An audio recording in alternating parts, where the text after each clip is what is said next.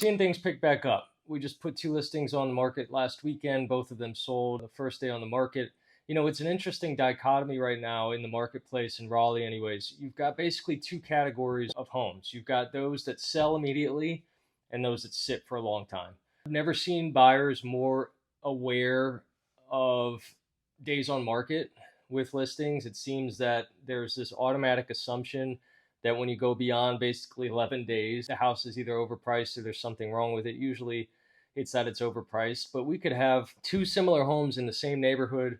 One sells and one doesn't. And marketing is having a bigger impact today than any time over the last 5 years. The way that people are showing up online, it matters. And I'm seeing it practically. We have one that sold in Nightdale Station last week.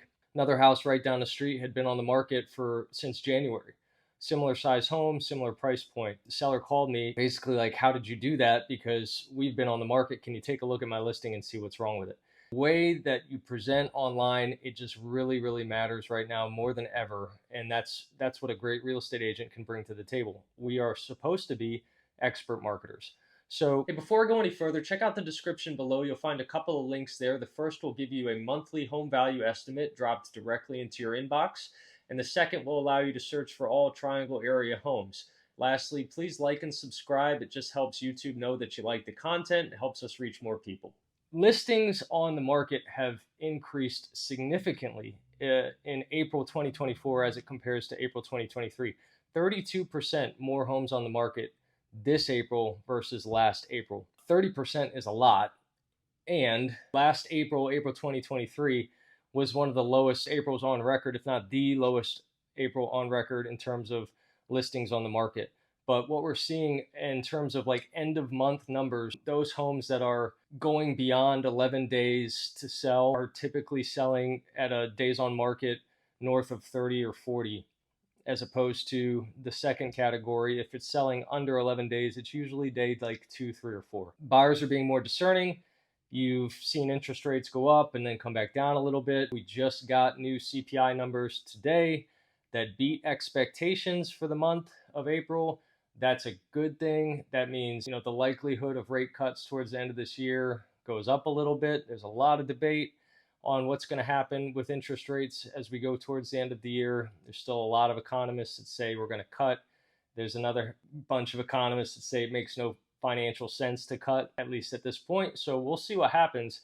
But one thing is for certain. I can say this 99.9% guarantee you that if we see rate cuts, doesn't matter when they come, that is going to send the market in a frenzy.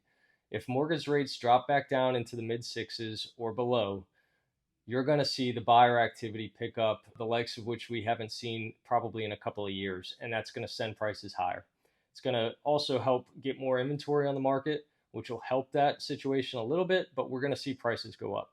There's no question. So marry the home, date the rate, saying that you've probably heard is true to some extent, as long as you can survive up until an uncertain time when rate cuts happen. If you're planning to do it that way, I would say conservatively, plan for a year. Like, can you make your current mortgage payment at the current rates and the current price for a year without struggling? If you can do that, you're probably pretty safe because, you know, as we look towards May of 2025, the likelihood of rate cuts by then is pretty strong. That being said, you don't want to put yourself into a situation where you're struggling to make your house payment. So you have to weigh all those things, but I could say with a fair degree of confidence that a year from sitting here today, we'll see rates come back down into the 6s, certainly, if not maybe a tad lower. Most important takeaway, though, is that listings are up. End of month listings are up.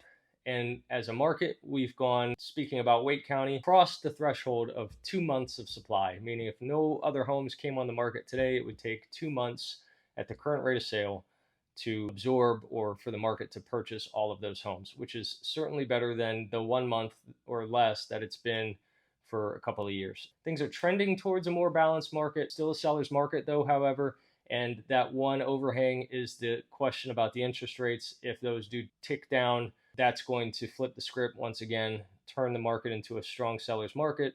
You're going to see price escalation, which we're still seeing on a case-by-case basis, but it's certainly going to send prices higher. If you have any questions, feel free to reach out.